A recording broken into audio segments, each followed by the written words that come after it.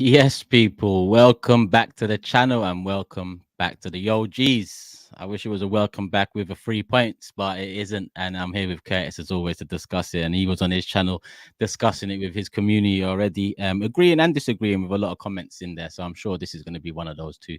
But Curtis, talk to me, man. Another week off last week, because to be honest, international break. We could have gone live last Monday, but all we had really was the Saka limp off and no real news off the back of it. So really, it made sense to come on this one, leading up to Liverpool, but we didn't think it's gonna come with what 4 points behind now. It's all mad, bro. Yeah, man, it's a show we didn't expect to be doing in terms of the conversation, bro. Like I was thinking Bournemouth, like no disrespect to Bournemouth, they are a decent team. They play the ball well, but I thought, I seen Lee Judges putting up pictures, having an ice cream on the beach pre-match. I thought, yeah, man, good day out. Get the 3 points, come back, and then build towards Liverpool. And yeah, it was far from it, man. It was a mad weekend. Got my TikTok account deleted and all sorts, man. It went crazy. Swear down, what happened? It was something. I think it was something because I was doing them half and half videos. Where you reacting and then the goal at the bottom. Oh yeah. So they whacked me with 3 copyright strikes in a week, but they did them all at the same time. So I did one for the last 3 games, but they gave me 3 copyright strikes in one go. One Premier email. League? Premier League, yeah. One email. One email, get him over.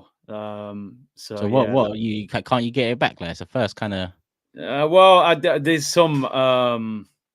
Robbie said he knows someone there, so I've sent a message and they're gonna try. But if not, we start again, But yeah, it is what it is. Yeah, and then like that. They must have done that on purpose as well, because there was a 2-week break in between games. So you must. Yeah. And I must have been on a hit list. Like, when you get him 3 times and lock it off. You know what I mean? That is short TV. Get him out of there, man. You're watching your YouTube, bro. You might have to watch out.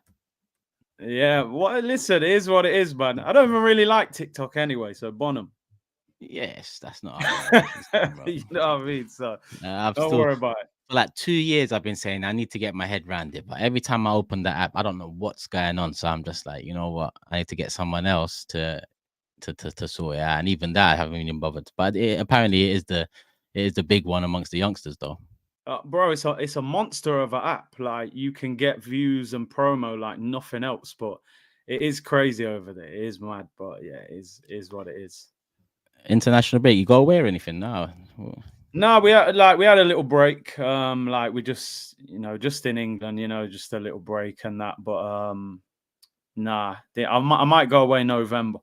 Might need a break next week if this week don't go well, bro. You know what I mean? After Liverpool, bro, I might need 2 weeks off.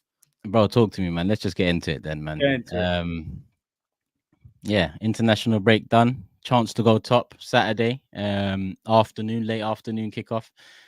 Let's start from the beginning. The lineup. We might as well break it into segments rather than just go all over the gaff. So the lineup comes out hour 15 before. You're live doing it. What's your reaction to it? What did you want to see and what was your reaction to it? I didn't like the lineup, but I wasn't like going crazy, or I wasn't looking at the lineup thinking we'll lose the game. I just felt like I don't see how that midfield's going to work. Like, I think the way Arsenal play, we need a connector between the midfield and the front line. That's usually Odegaard. I think Trossard has filled that role well.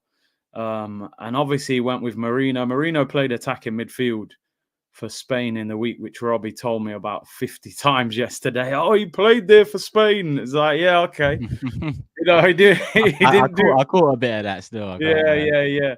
And so I seen the team. Listen, I don't like Trossard playing on the left. I think he's much better central, but it's not a massive issue. And yeah, the midfield, I just didn't like the balance of it. But I'll be honest, I still looked at it and thought it should be enough to beat Bournemouth, if I'm being honest. Yeah, same really. Same. I think I was more worried about the attack more than anything. I was thinking to myself, two changes, like Martinelli and Saka not being there. It could be mad. Saka not being there on top of Odegaard in terms of that final third. efficiency. Because to be honest with you, all season, it's not like, apart from Leicester, I'll put Leicester aside, all season in all games, stop me if I'm wrong, but we haven't been like a free-flowing, chance-creating side. It's been a lot more rigid, and Odegaard being out has a lot to do with that. James behind the numbers, he on that show on AFTV, he showed how much we're going longer now. 20th in the league for passes in the back line in the first third. That's mad when you consider we're labeled boring, or when you consider our usual style of play is building it through the different phases. This time around with Odegaard out, we couldn't do that. Cool. With Saka out, I was thinking the midfield.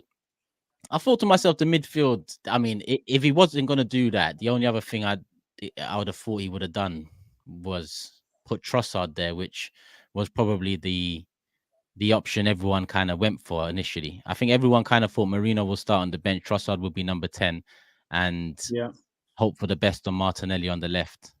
But without Martinelli, then we're talking maybe Sterling on the left and Jesus on the right. But Jesus came on and made some sort of impact. The first time done something like that. But so maybe that in hindsight, he could have started and done something. But I'm with you. I wasn't looking at the lineup thinking, shit, we're gonna be up against it. I still thought we're gonna get the job done. I didn't think would get the job done in an emphatic way, but I just thought we'll get the job done. Like we should score a few goals. We might concede, and it is what it is.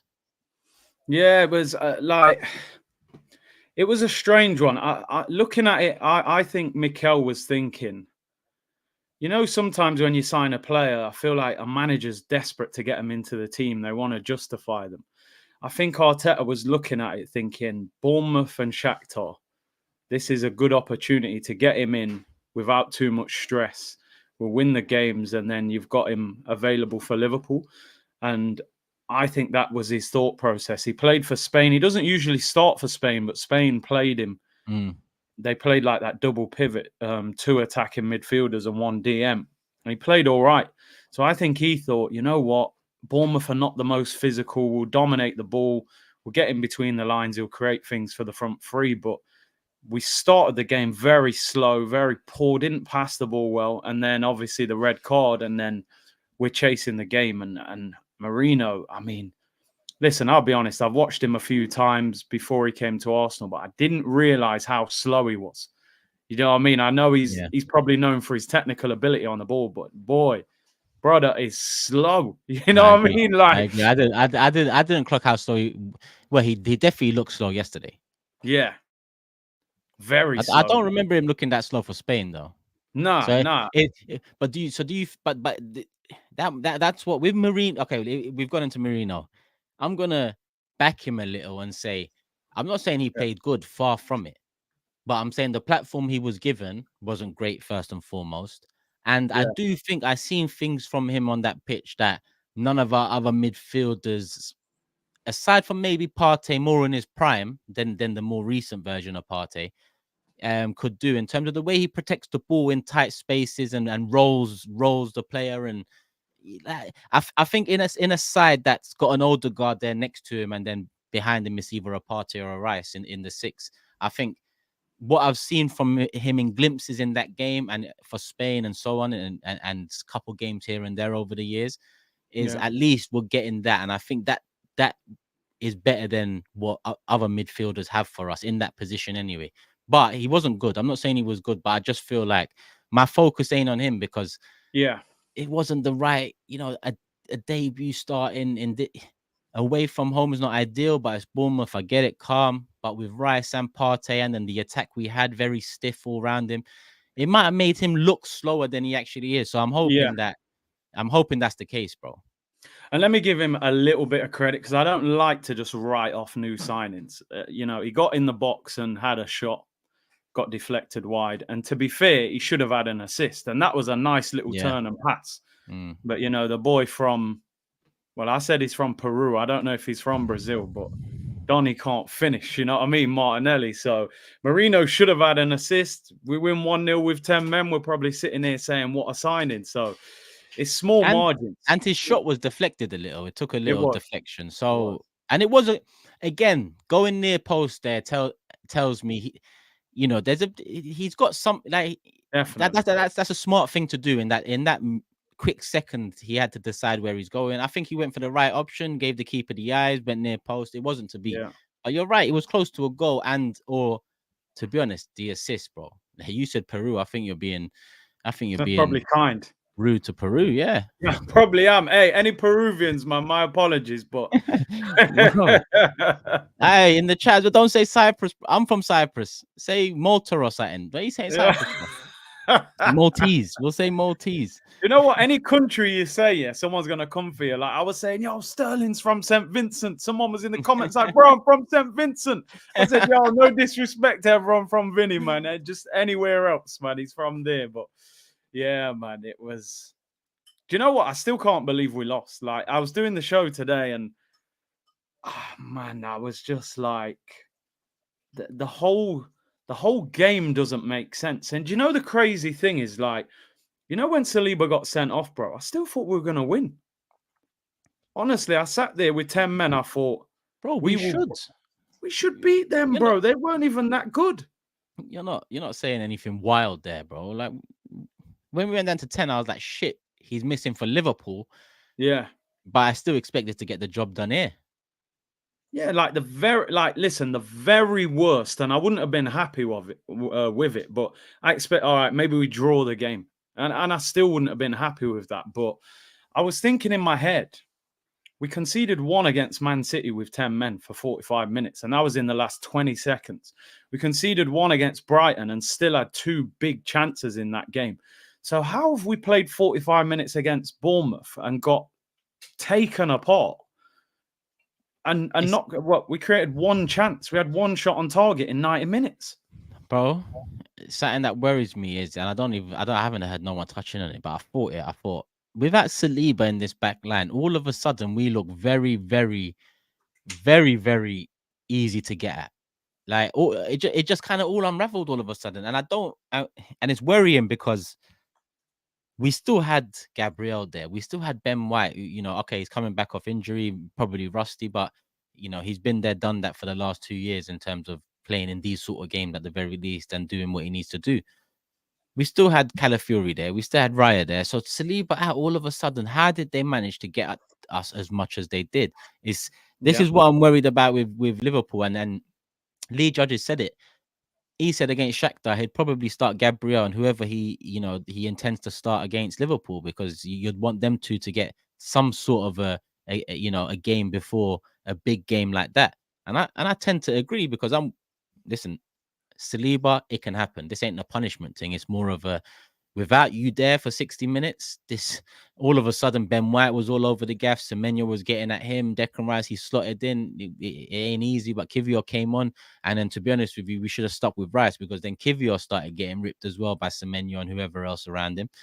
Gabriel didn't really Gabriel since Saliba went off. Like, things were just, so I need to see tomorrow if without Saliba, we've a nice partnership, get a clean sheet or get a nice performance under your belts, because if would that Messi against Liverpool peak? Yeah.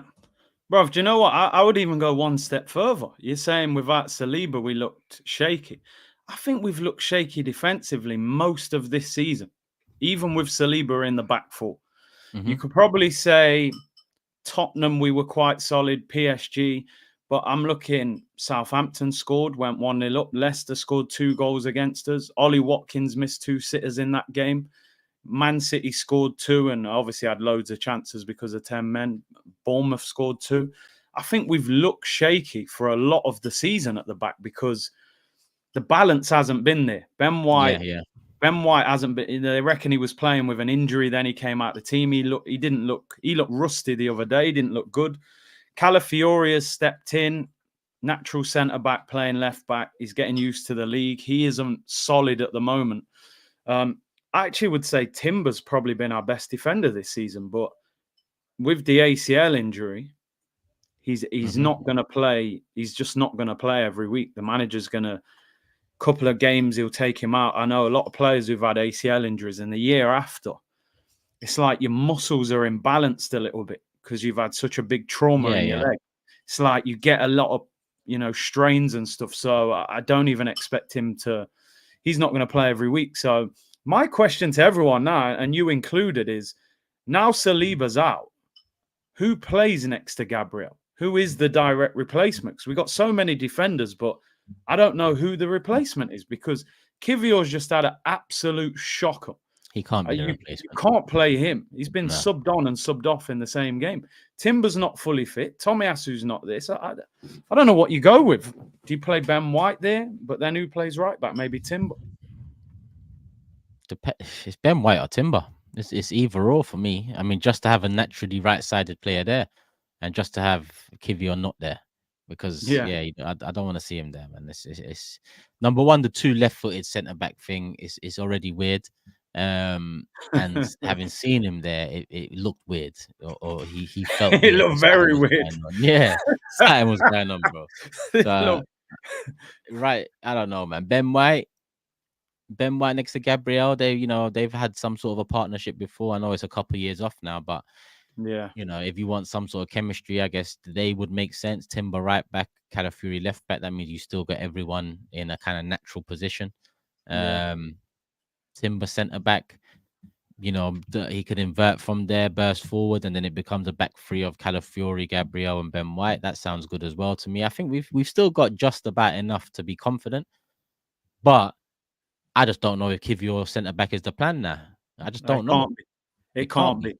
Can't be. His confidence will be shot to pieces, man. Do you know the crazy thing? I was thinking before the Bournemouth game that I would have potentially taken Calafiori out against Liverpool just because of Salah and Diaz.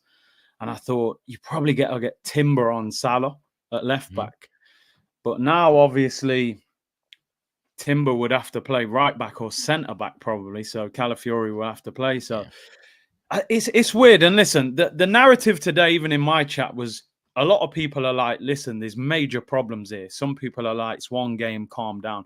My just problem with it is I feel like there's a bigger issue at Arsenal than that one defeat. I feel like the warning signs have been there for weeks for that performance with Leicester, with Southampton, with Villa, games where we could have, lost or drawn them games. I know I harp on about it, but I still think that transfer window was just not good enough. I just don't. I felt like last season, when we started the season, we all looked at Declan Rice. We went, wow, you've took us up another level. Timber in pre-season looked like a beast as well. Havertz eventually settled second part of the season. I'm just looking at the team this season. I'm thinking, Calafiori looks all right, but it doesn't look amazing yet. Marino, he's going to take time. Sterling, I don't expect Sterling to do much. I don't think he'll play much. I just feel like the window didn't do enough to push us to that next level. And it's frustrating because we should have, Well, of course we didn't do enough in that window, bro. You're going to get me started, and then you're going to get the people in the... All of a sudden, people don't like hearing about the window. Even Cecil yesterday said on the AFTV stream, I should have messaged him about it. He might be watching. But even he said, don't say transfer window. I think... Who was he talking to me? He said it to me. To you? Yeah. When you first came on the stream, he said, don't... And I was thinking to myself, why not? Yeah. Why can't we say transfer window? I hate this whole thing that...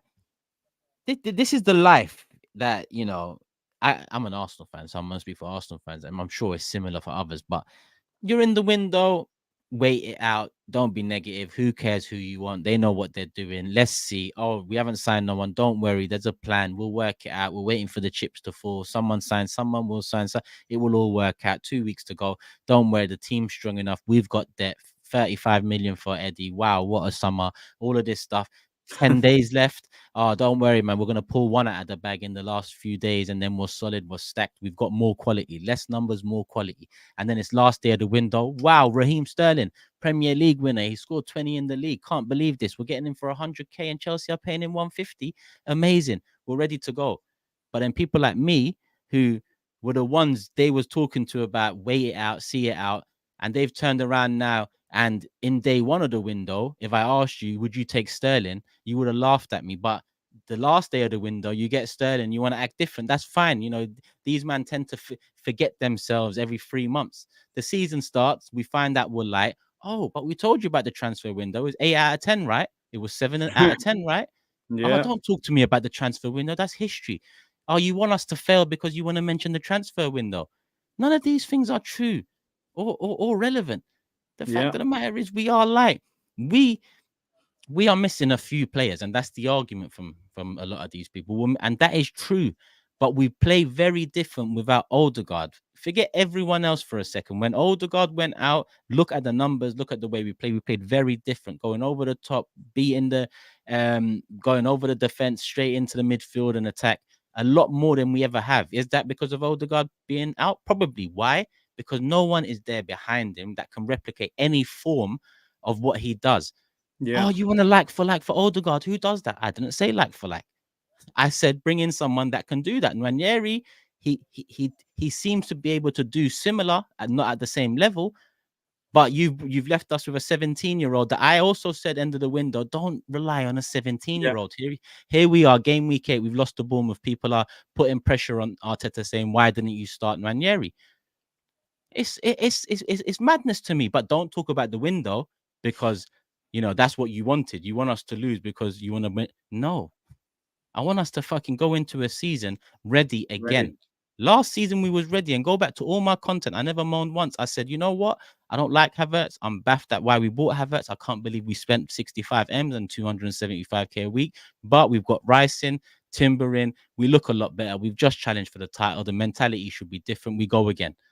I was confident, and I predicted, we'll challenge at the very least. The first time I've ever predicted that since, I don't know when, maybe 08, 09, 09, 10, when I still had some, faint belief that Wenger could turn it around.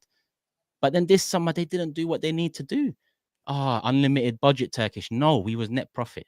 Don't bring the unlimited budget shit to me either. We was net profit. How many people teams chasing a Premier League title? Chasing is the word here. Yeah. Not buying on top of a winning side, chasing. How many of them in history have gone into a season with a positive net spend and won the league? I don't even know, but I'm going to guess none. I don't even know. Maybe a Leicester or a Blackburn or something. Not even Blackburn. Blackburn spent. Maybe a Leicester. Maybe But Leicester. Even them, I don't think so. Even them, I don't think they would have had a positive net spend, but maybe.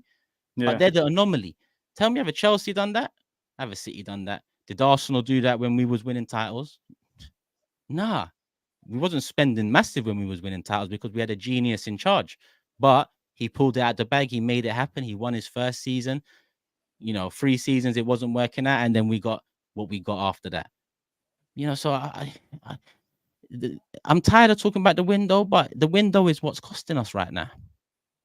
Yeah, because when one or two players come out of our team, we don't look the same team, bro. You know what I mean? And Saka came out the team, and the attack looks light without him in the team. And you realise how much of the ball goes through him and putting crosses in. And like you said, Odegaard, sometimes you look at things, you think, okay, Odegaard gets injured. You got rid of Smith Rowe and Fabio. You didn't bring anyone in, but you've promoted Nwaneri. But then you're not starting Nwaneri. You don't trust him. You don't want to expose him yet to starting in the first team. So if you didn't feel Nwaneri was ready to play in that role, why didn't you buy an attacking midfielder? Why were you relying on Odegaard playing 38 league games this season? Because he's pivotal to the way we play. You don't do that to yourself. Rodri's got injured. Kovacic has come in. He's not as good, but he's competent. He's a very good player. He's won the Champions League. So I don't understand it. And listen, I hate to do it, but for me, it falls back on the owners. Of course it does, bro. It has to fall back on the owners, because if you're the owner of a business, and Lampard was speaking about it with Abramovich when he said, we finished second, and Abramovich came in the dressing room and said, "Yo, you lot stop making noise. You like this is a disaster." Finishing second. And he said, "Yo, heads are going to roll. Players will go and managers' jobs under pressure." If you've just finished second, you're a serious ownership. You're meant to sit down with that manager and say, what do you need to win the title from this point? What are you lacking? And then go and address that. Now, maybe Arteta didn't want everything. Maybe he didn't want a striker because he loves Havertz or whatever. But I just didn't see enough ambition from the football club in the summer to say, we're going to finish City. Sorry, brother. Whoever it is that decided we do not need to go into this season with a attacking addition, that is worth something.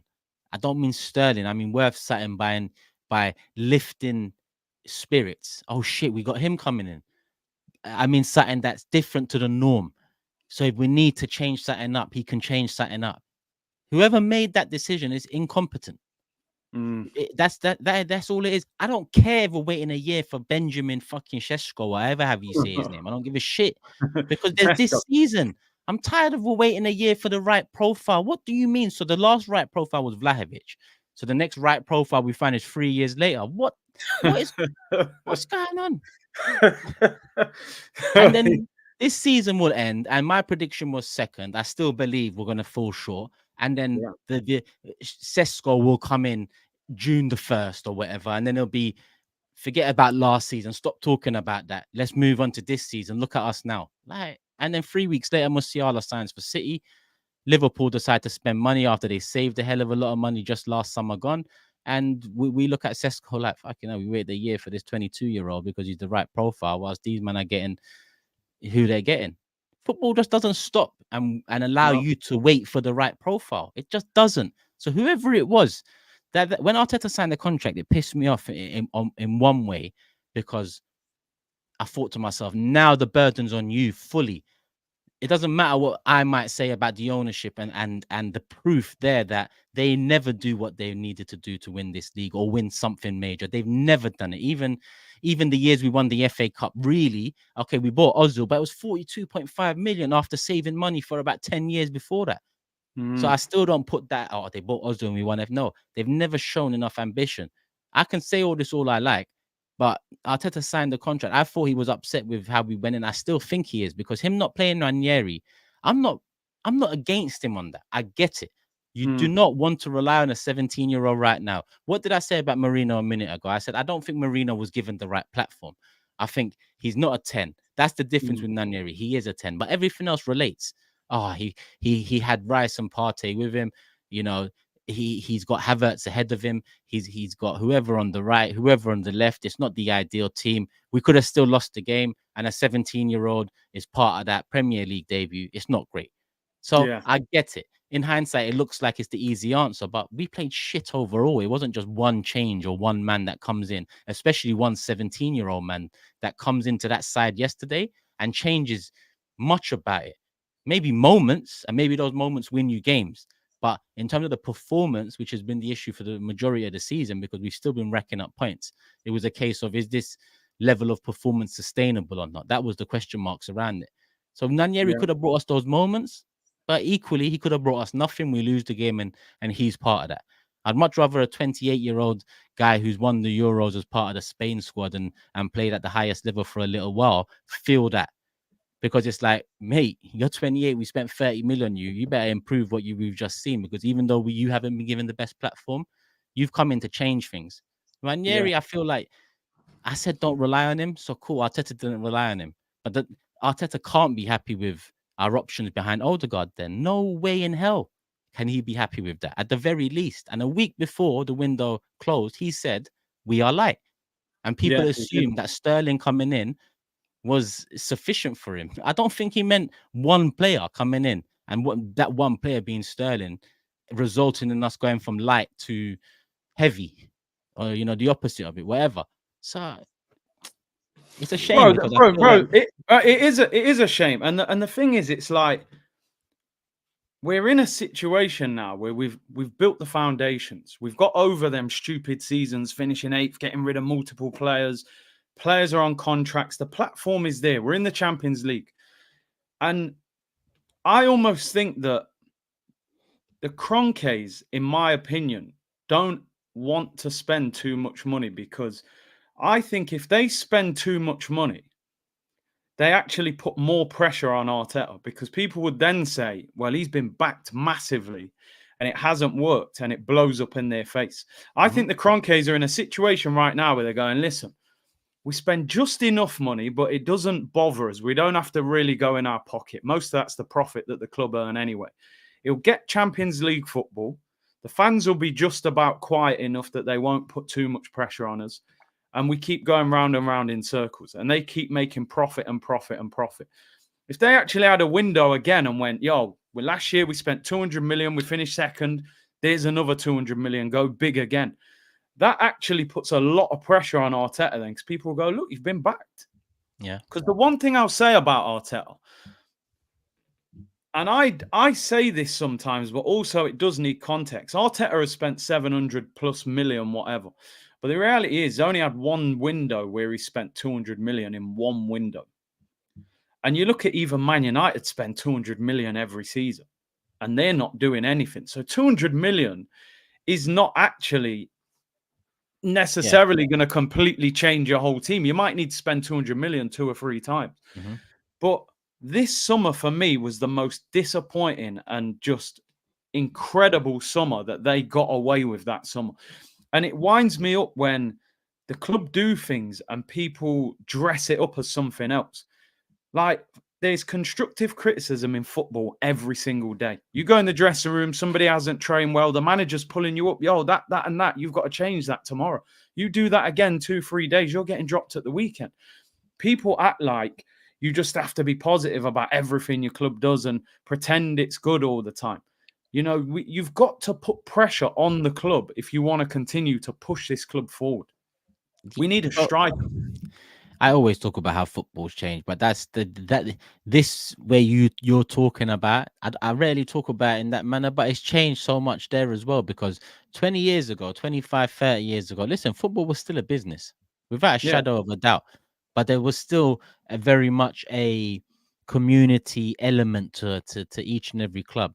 You know, the fan base was close to the clubs, and that positivity or the support kind of ethos, you know, it was a nice balance between that and applying the right pressure and at problem time, and it worked. But my point is, now it's much more a business than it is anything. To be honest, it's not a community brand or community team or whatever anymore. They're all businesses, so we are all customers. That's the change. 25 years ago we was fans, we were supporters. Now we can call ourselves the same, but 25 years ago we was fans and supporters of a football club, a football community. Now, again, we can mask it like that because that's where we've come from, and that's what's the built. That's how it's been built, and that's the roots forever. That cannot be erased. But we are customers to these people, because once you sell a football club to people that are not football people, to people that are there because of the weight of the brand, the potential in revenue. These are the things initially looked at when coming in. Kroenkes didn't say, I've loved Arsenal from 4 years old, I'm ready to buy the club. No, they they bought it because there's so much promise in this business. It's a good price. We're challenging for league titles, we're winning Invincible Champions League final and so on. Great stuff. So we've got to realize we are then customers. So when people try to tell me I'm not an Arsenal fan, because at times like this today, I'm angry about things or frustrated because I know the balance between knowing this is my football club, but knowing this is their business. And knowing that if I go too far in this is my football club, then they have won, because this is their business. And they need to level it up as well. And then the balance of scale will be fair. It'll be equally weighted. But they've taken the piss for so long. We're still waiting for them to catch up. We cannot give them any excuses. We cannot give them any excuses. When Wenger left, he brought out a book 2.5 years later or something, whatever that book was. I read it thinking, this guy's going to tell us the truth in this book. He didn't tell us shit. And that's partly still why I'm vexed about it, because we still haven't turned the corner from that era. And I love Wenger. What he done for us cannot be taken away. Most of these things around me, you know, hold weight because of him. In my heart and in everyone else's heart, minds, value, whatever. But that same day the book came out, the Kroenkes, Josh, came out and said, we've never refused Wenger funds. We never, ever said no to him when he asked us for money. So that whole era now, that whole era where I expected Wenger to come out and say what it is about them, he came out and still protected them after. And then they threw him under the bus the same day his book came out. So I cannot say the Kroenkes didn't want to spend, because Wenger's taking it on his own up until now even. And they've put it on his plate and he's eating it. So it takes the weight away from me. But you know, as much as they've turned it around in spending in the last 5 years, guess what? We've been making losses for the last 5 years. Their business has been Mm. making losses for the last 5 years. So it coincides with Josh Kroenke, the new face, nice beard. Be excited. It coincides with that. It coincides with us making losses as their business as well. Yeah. Do you think they'd want to sit on that? No, they'd want to turn that around. So here you go, new face, nice beard, Josh Kroenke. I'm not evil like my dad. It's not Spanish, Josh. Be excited. Here's Nicolas Pepe. Oh, we're back in Champions League now, 2 years in a row. Oof, the money's coming in nicely. If we don't spend much this summer, the margins are going to be good next. The fans will think we're waiting for Sesko. Next summer, we'll go get Javinio's son or something, and then they'll think he's the next one. And it's just, please, and this is all. I like Mikel Arteta. I think he's destined to win big things, whether it's with Arsenal or without Arsenal. But Wenger fell to this leadership that we have, this ownership that we have. A legend, someone that's given us so much. Even if you didn't live through it, he's the reason you are an Arsenal fan now. Yeah. Arteta's nothing to them. And in comparison to Wenger, nothing to us. So, yeah, I don't even know how I went off in this tangent, but I'm vexed, bro. No, but do you know what, bro? It's good to have them discussions. And I know you know what I mean, you've got a lot of knowledge on these things as well. And I can't help but feel like it got to a point with Wenger and the Kroenkes where it felt like they were protecting each other. And I just hope that, Yeah. I hope they don't get Arteta in that situation, because one thing I'll always say with Arteta, it felt like he was his own man. Like, I'm this strong personality. I'll get rid of Aubameyang. I'll get rid of Ozil. I'll build my team. Remember when he did that interview that time after we beat Liverpool, and he said the teams are miles apart. And I was like, okay, I like that. You're kind of showing the owners like, just because we won a big game, don't think we're on their level. You need to go and spend hundreds of millions. And, they have started spending more prior to this summer. But I just hope it doesn't get to that point where, you know what, Arteta's becoming that company man thinking, do you know what? He said, and this is the first worrying sign. I see it in the comments. I was about to bring it up, but Jeezy said it. They're the best owners in the world. That quote came out recently, and I heard Wenger say similar in different ways. That's the first time I've heard. Listen, he's praised them before, and when I put myself in his shoes, I get it. I'm a young guy. I haven't managed no one. You gave me a chance, and now you're giving me a new contract when I'm losing games at the end of a season, finishing fifth. Yeah, I thank you. And lo and behold, cool. He kind of pays them back in a sense. Well, he pays them back with the Champions League football and the money coming in now. But now it's about the fans now and our expectations that come into it. And that they're the best owners in the world. one time in here, it goes out here. One time. The next time in here, it stays in here. Yo, I'm telling you, when I saw them quotes, I said, boy, that sounds like Wenger. I don't want to hear that kind of language, but it's an interesting one. I mean, they give him 15 million a season, so they're looking after him while he looks after them. And, you just wonder how much demand will he put on them? Because if you look at the managers over the years that have won big trophies, often they've clashed with their owners. If you look at Mourinho's and people like that, because when they need something, they might even go over the top with it, and say things publicly and this, that, the other. So I just feel like there's holes in the team, and you have to wonder why they weren't addressed. Because Arteta's an intelligent man, and he knows Pep, and he will be desperate to get the better of Pep. Imagine how amazing that would be. You was his assistant manager while he's the best manager on the planet, and you build a team up that was struggling and win the title. It would be a remarkable achievement. And I just think the reason we're talking about the window and going backwards and talking about things is because we feel like we weren't even set up to win the league this year. When that window closed, I said straight away, I'll be very surprised if we win the league this year. I'll watch every game. I'll be there. We'll go on tour. But I just didn't see enough. And you know what? The honest thing is, Liverpool are in the mix as well, bro. We've had a 2-horse race the last 2 years. We've had our own us and City going for it. Liverpool are in the mix because they were talking about it yesterday. Even though they've got a new manager, they've got that winning mentality in the dressing room. Van Dijk is a leader. He's a winner. He's calm. I was saying it on today's show. I still think this Arsenal team is a very emotional team. I think emotion spills over sometimes. You know, we're almost so keen to win.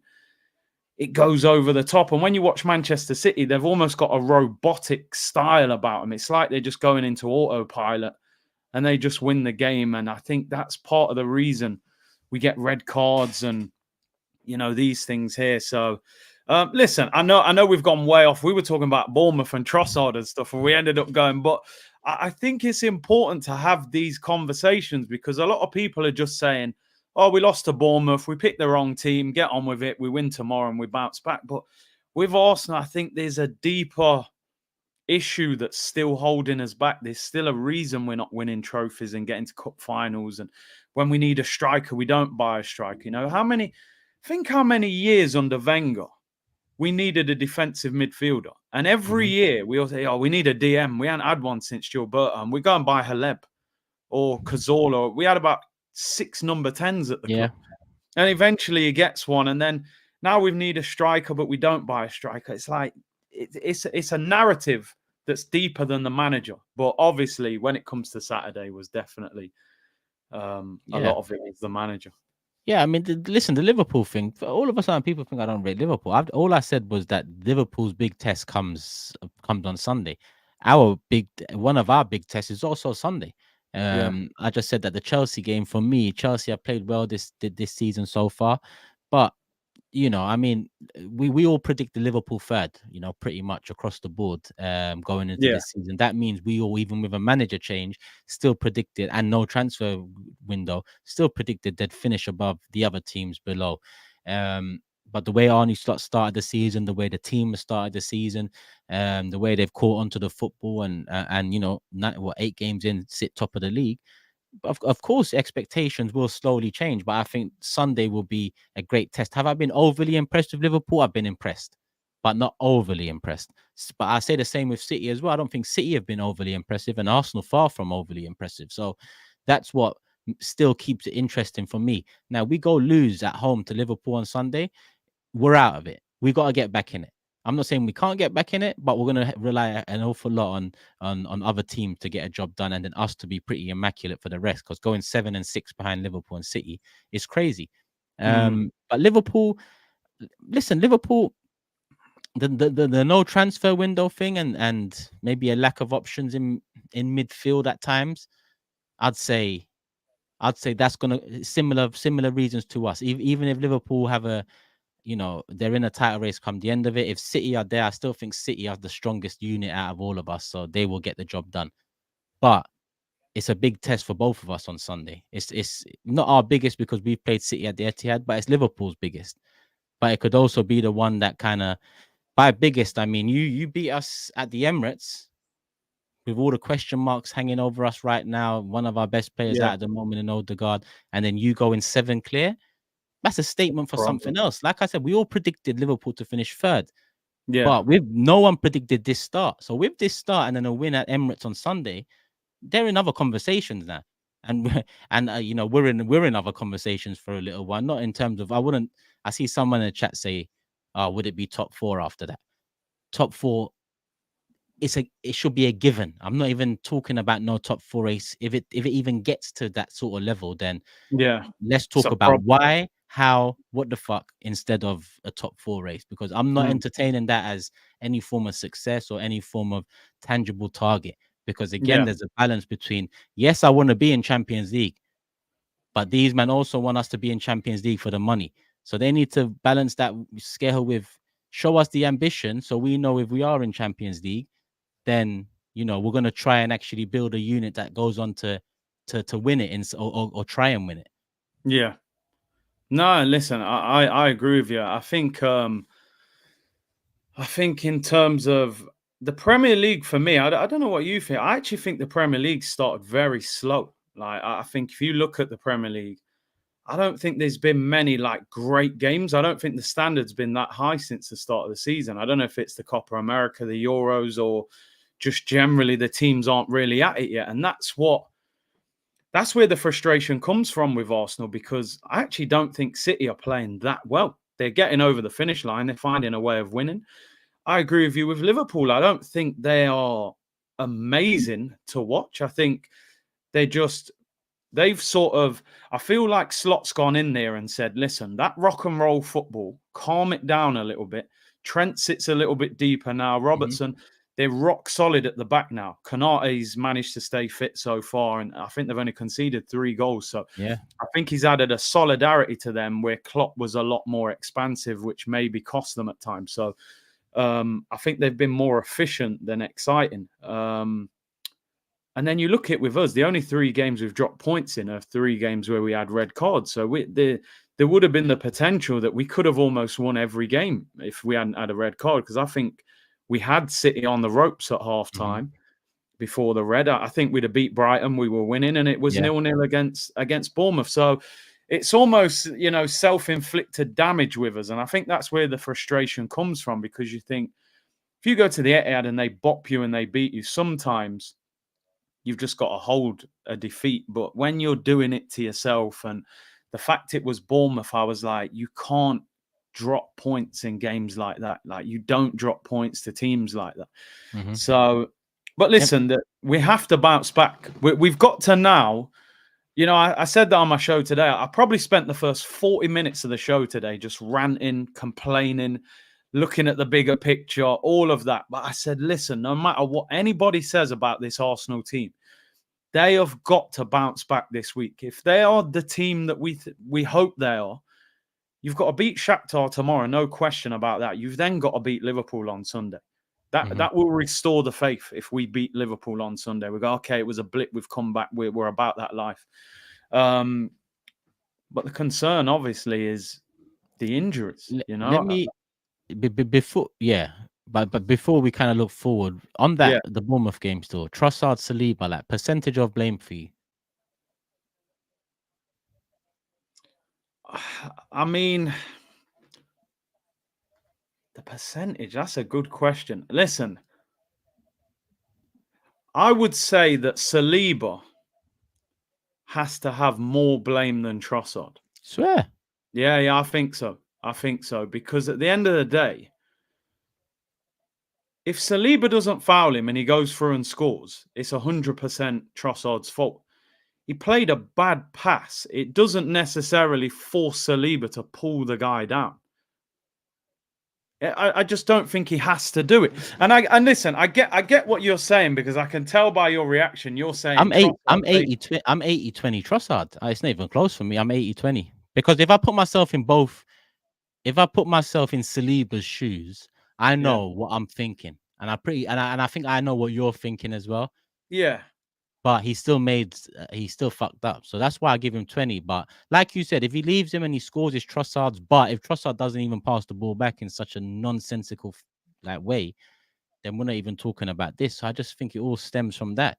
One of our most technical players is getting the ball to his feet in a pretty safe area and decides to just loft one over the back line. They say don't ever play it across the pitch. This guy decided to loft it through ball around the back. And I think, who was it? Who was saying it? Cams was saying it. The way Cams described it was good, because it's like, if Bournemouth were in possession and a ball was being played over the top, then Saliba would have been well prepared because they're in possession. Because we're in possession and the guy's offside, he's thinking it's safe, and then Trossard's gone to do that. He's turned round and in my opinion thought, shit, touched him to get round the other side. That touch is all it took, because usually that's all it's gonna take. Usually, like, you can get away with one touch. It's usually 1-2, and then someone go. He just one touch. It was a touch. Evan Nielsen had the right to go down. He went down, and it was a red. Straight away, I said red. But I still think Trossard, like, and I was vexed with the way he came off. Like, he shouldn't have come off. Like, he was shit. He was absolutely shit. Do you know the only reason for me? And listen, I do agree with you in a sense, because Trossard put Saliba in that situation. But I think in football, you see dodgy passes in most games. You'll see it, and maybe not as bad as that, but you see bad passes. I still think Saliba, you get in situations. I even look at like the Tottenham game. I think it was Ben White gave the ball away and then Saliba blocked the shot. I think sometimes you're relying on your teammate to fix a problem that you've created. My mentality with Saliba there, okay, he's panicked because he's the last defender and he's made minimal contact, but it's enough to make Evan Nielsen drop. Cool. But I think Saliba's still got to back himself in that situation and say, do you know what? We're just in front of the halfway line, man. I'm going to catch you here, or I'm going to at least put you off enough to force this to be a difficult chance for you. I know it's a split second and he's panicked. But I just think, does Van Dijk get sent off in that situation? I'm not sure he touches him there. I think he's going in a foot race and saying, let's see what you're about. I think when it's instinctive, I can't say no one wouldn't do that, though. That's the thing. And it was instinctive. Yeah, it was instinctive. I just thought it was it looked to me like an overly eager, younger player. It felt a bit inexperienced still. I sort of looked at Saliba as he came off and thought, yeah, you're still a bit, you're still a bit he of knew, a he knew he fucked up as well. He knew. You could see his face. He went. I think he was vexed with Trossard as well, because I would have been. I'd have, what the fuck are you doing? I'd be going mad. Half time, I'm going mad at him, saying, bro, you're an experienced player. Just hold the ball. Why did he even, what was he thinking? The ball was a joke. I suppose, listen, the blame lays with both. I just think Saliba could have, don't get sent off. But yeah, Trossard put him in that situation in the first place. Let's do the super chats and then see where we go from there, because we are 52 and 1.9k here. People, like button first and foremost. Let's get to 1,000 likes, people. It's been a couple of weeks. Why not? Make sure you're subscribed here and make sure you subscribe to Curtis Shaw TV. There's a link right in the description. It's the first line, so you scroll down, you'll see it. And show some love to his channel as well. Live most days, every single day, watch alongs and all of that. Even though he's going with Little Man tomorrow. Yeah. These ones weren't super chats, but I got them in because at the time they came in what we was discussing, and I just thought let me reply. Ethan is the truth text. If you are good enough, you are old enough, brother. Take it from an OG. I'm 36 now. I'm an OG. Fabregas was also the truth, and Fabregas was relied upon too much, and he's come out and talked about that since. That's partly why he ended up leaving the club. Like, you can go search these things, and that's a 30 guy that turned from the truth as a youngster to the truth as an experienced player. And there's other examples throughout as well, but he is the best example of the lot. So I'm not saying Ranieri ain't sick, but let's not look at Yamal and think all of a sudden there's going to be 17, 18-year-olds all over the gaff breaking into the scene. We don't want to rely on them this young, for sure. And this one said, stop pandering with AFTV then. They are 100% PR merchants. What I want to say, I've said this before as well. I don't get the logic that someone thinks, like, if I'm watching something and generally I don't like most opinions on a channel, but I like the opinions of maybe one or two because they relate to mine. I'm not asking the one or two to leave that channel, because then you'll have no opinions that might relate more to your side. And then it will 100% become what you would not like it to be. So, like, it just doesn't make sense to me. Obviously, it's a fan channel. There's various opinions from various fans. It just happens to be that positivity and all this stuff is the common, more common theme amongst Arsenal fans. But that's not to say we should now take away other opinions from it. I just don't get it. But each to their own. Each to their own. It is what it is. PD says, big up Turkish and Kurdish. Switching between Curtis and Big Six for the watch along. Can't miss both, but gutted this week. Come on, love for the love means a lot. Super chat. There's the views. Is come on, and big up the community in the chat as well. Giles says, to be honest, instead of Merino, we should have played Turkish's Crocs in midfield. Hey, solid. There was no breaking that down. I would have brought the military ones out for that as well. Not the furry ones, in it. You know what I mean? The army ones. The furry ones for when the 3 points are in the bag. Fur away, bro. Fur away. Avanjit says goalless in 5 league games and at Bayern Porto last season, and it cost us in both competitions. Sold our attacking depth in Smith Rowe, Nketiah, etc., and didn't bring in an elite winger, number 10. Club shown us in the summer they're not serious. Yeah. This one came in early as well, Curtis, but this one actually came in before we went off on that tangent about owners. Yeah. And so I think, yeah, Pavanjit, we agree for sure. Yanin says anyone who plays football knows that defense starts with the attack. The defense misses Odegaard's pressing up front. Yes, and it also misses him knitting it from defense to midfield, midfield to attack. Often we see Odegaard in DM positions picking it up to move it forward. So Yeah, but that's kind of the point of Pavanjit and what we said earlier.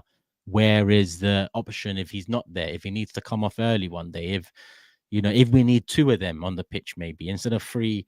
Well, people like to say 3 DMs. Marino's not a DM, even though he can play there. But instead of 3 star CMs like that, let's have a bit more options in terms of the 2 10s, 2 8s kind of thing. Bro, I know we're not City and we haven't got their money, but they can play Foden, Bernardo Silva, De Bruyne, or Gundogan attacking midfield. Realistically. Yeah. At least 3 of them anyway. Definitely Bernardo, Foden, and De Bruyne. We've literally got Odegaard, then you go into Nwaneri. So we needed a player in between the 2, really, that could do that. Why didn't we buy someone? Yeah, we stacked in DM really in the 6. When you think if like me, you think Rice is a 6, then it's Rice and Partey and Jorginho. Yeah. So when it should be 2 there and 3 in the 8, maybe. Yeah. And one of the 8s can do 10, and that's a better mix. Right now, our mix is not mixing. If I'm honest with you. Water and oil. I'm telling you. Jerk Haggis says, what pisses me off with most Gooners is that we scapegoat Gabriel for having bozo genes, but honestly, he's been carrying Saliba this and last season. Carrying, that's a harsh word to use. I think they're very different and they complement each other very well. I do think Saliba's better, but I also think Gabriel for large chunks has played better. Listen, Gabriel's got a job to do Sunday, so I think maybe next Monday we reconvene this because Gabriel can come out of Sunday with all of the plaudits from even the ones he hasn't got over the last 12 months because Saliba's not there for the first time since that end capitulation in 22-23 where it didn't go well without him. So this time round, we get 3 points against Liverpool with Gabriel there. It humbles Saliba a bit if he needs humbling. Everyone at times, especially if you're a footballer, young, you're that much potential. Might get carried away. I saw Curtis earlier say interest from Real. It ain't easy. I get that for sure. But if Gabriel pulls one out and leads this defense into a clean sheet and then a win, then I'm not saying Saliba's stock goes down. Far from it. But what I'm saying is Gabriel's stock goes up. So, I think it's a big one for him. I mean, I think you prefer Saliba slightly, but it's just slightly, right? Yeah, I just think because the modern game, everyone plays out from the back, and Saliba's better on the ball.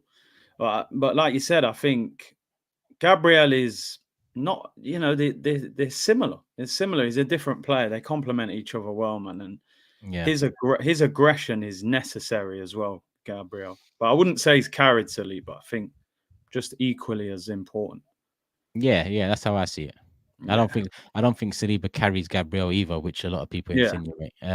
AK says, real talk Turkish, what happens if Liverpool win? Is it a top 4 battle? No, I think again, I'm too confident in the side and what they've what form they've shown in the last 2 years not to be worried about our top 4 place.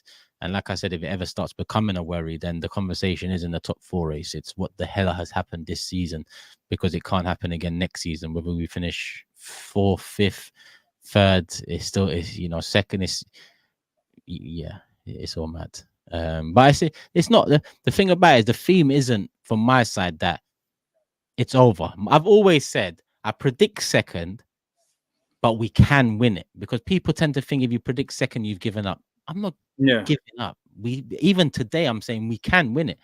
It's gonna. And I always said I don't think we're getting 90 points. So for us to win it, those well, City, they can't get 90 points. Otherwise, they're gonna win it. That was my opinion at the start of the season. For us, it looks very real. I don't know about 90 points this season, but I'm not overly impressed with City or Liverpool so far. So even though they've been better than us before, City and Liverpool fans think I'm saying we've been the same. No. Yeah. So there's still a chance, but Yeah. I'm comfortable with my prediction of second because nothing's changed in terms of transfer window. But let's not go back. Yeah. Player transfer money is going to improve the Emirates. I don't know about that. But they need to improve. The lettering is still orange. They changed around the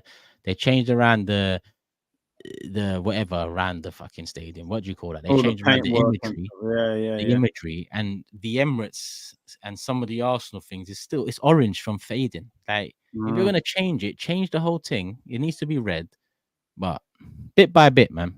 Bit by bit. Trust the process.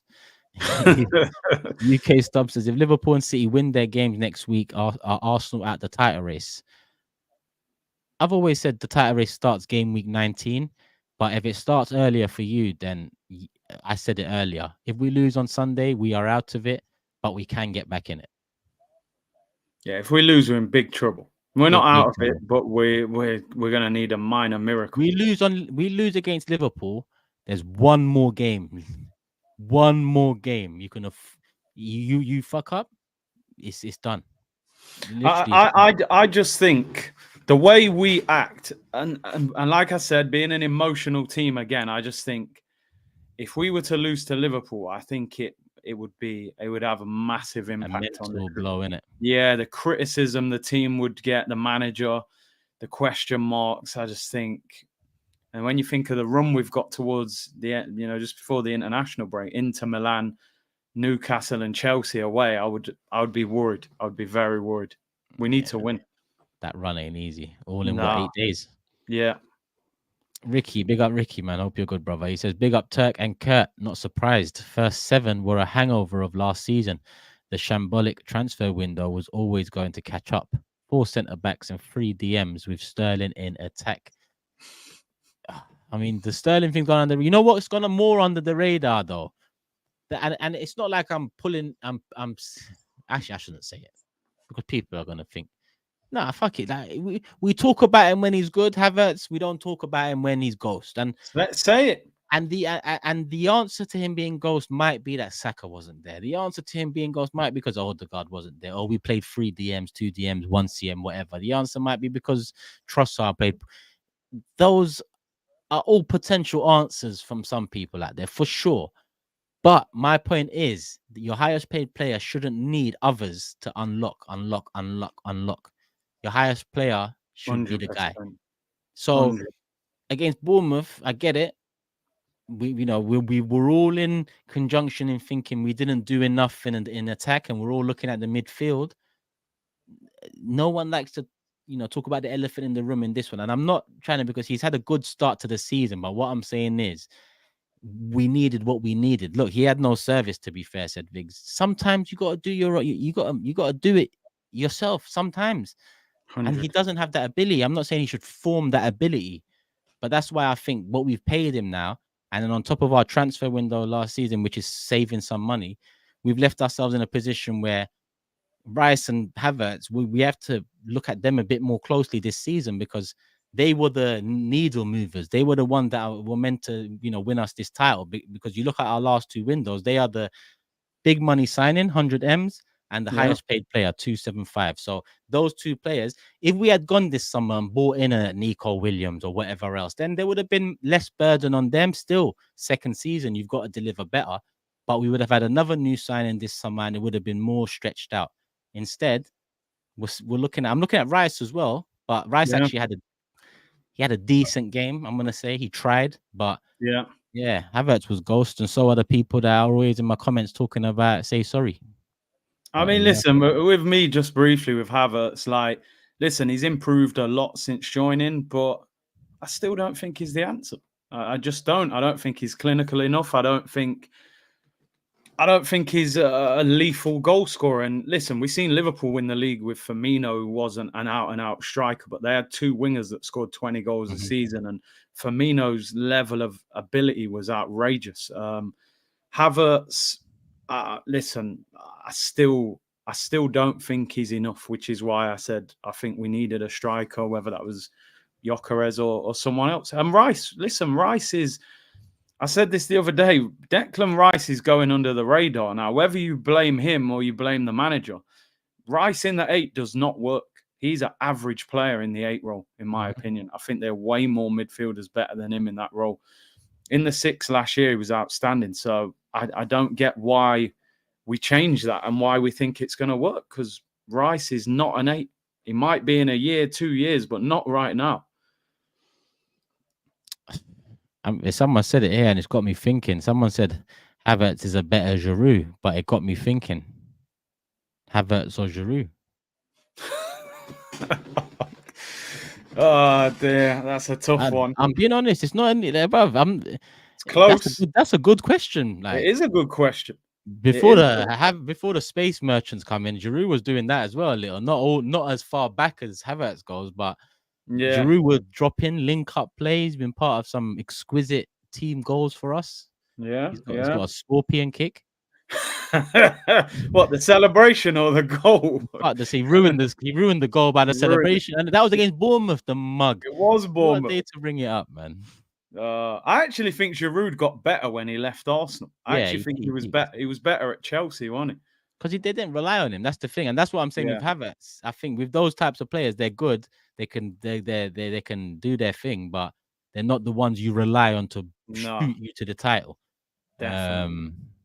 But yeah, I mean, everyone's saying Giroud. That was a good question, though. Yeah. Big up Ricky as well. Ankara Messi says, if we lose to Liverpool, we might not be in the race. But it'll be huge if we win. The next 4 games are huge, so I'm await and hope. Big up the 2 goals. We've got to win against Liverpool. We've got to win. We have got to win. It's at home. If it was at Anfield, okay. At home, listen. Arsenal got to win both their games this week. That's how you bounce back, you know. And we've got to prove that we can play without Saliba. You know, it's you spent all that money on defenders. Ben White cost 50 mil, Timber 40 mil, Calafiori 40 mil, Kivior 27 mil, Zinchenko 35 mil. Not that I want him to play, but what we can't defend if Saliba's not in the back 4. Find a way, man. Ben White and Gabriel still should be solid enough. You know, not like Darwin Núñez is a world beater, but you know, the chaos merchant, if anything. I think Jota's injured, so they reckon Núñez, Gabriel. This is where Gabriel doesn't need to get drawn into any silly battles with Núñez, because that's there's going to be a bit of fireworks with them too. Núñez starts. Little South American beef. Big up AK says, you're underestimating Liverpool in my honest opinion. They have match winners too. The threat is not just City, and we can't be complacent.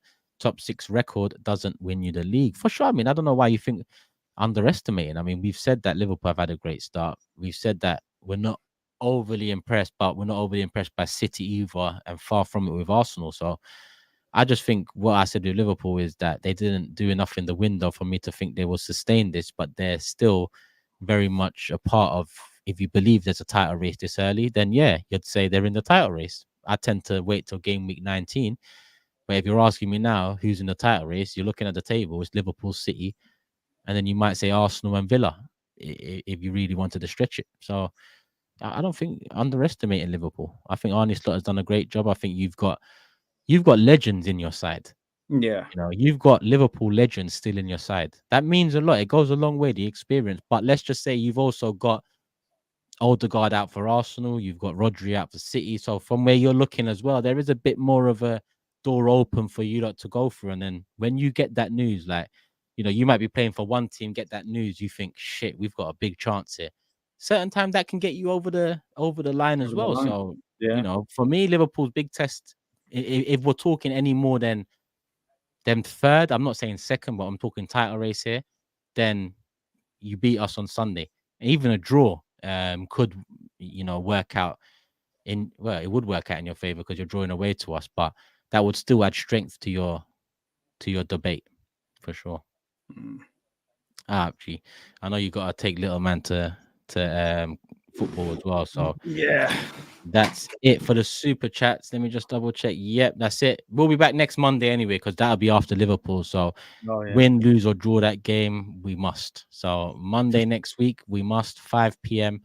No, 4 p.m. We'll be back at 4 p.m. again next Monday because yeah, little man's football times have all changed up a little bit. But obviously, if you want more from Curtis, go over to Curtis Shaw TV.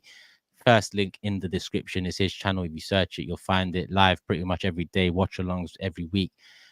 Show his channel some love. Road to 100k as well. I'm on the road to 100. Subscribe here if you haven't already. And that's about it, people. Any last words? Yeah, man. Listen, get Turkish to 100k, man. He's what, less than 7k. He's got the new camera set up and everything. Trust you know, me. the mob watch along sick as well, bro. So you know what I mean. Get him there, man. Doing big things, man. Soon come, man. You're gonna be on one of those. We'll work it out. Yeah, man. We'll work it out and get on one of them. Come on, G. All right. Say no more, Curtis. Love as always. Community love for the love as always. People hit the like button on the way out. 1,000 likes, nice and early. Make sure you subscribe. Show some love to Curtis. Peace.